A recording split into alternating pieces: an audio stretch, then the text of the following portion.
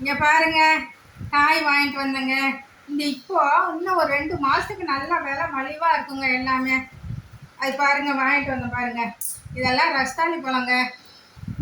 இதெல்லாம் ரஸ்தாளி பழங்க.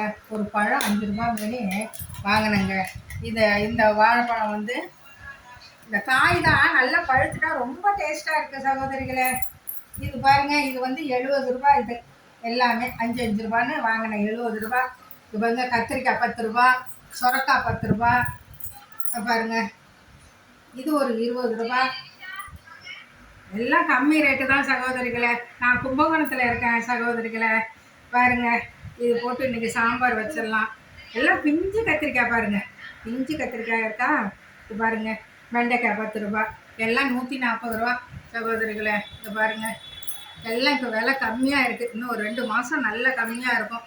இப்போல்லாம் தக்காளி விலை அதிகமாக ஏறிக்கிட்டே போகுது. அதனால் இந்த காய் மட்டும் வாங்கின சகோதரிகளை. எப்படி இருக்குது காய்? கமெண்ட்டில் சொல்லுங்கள்.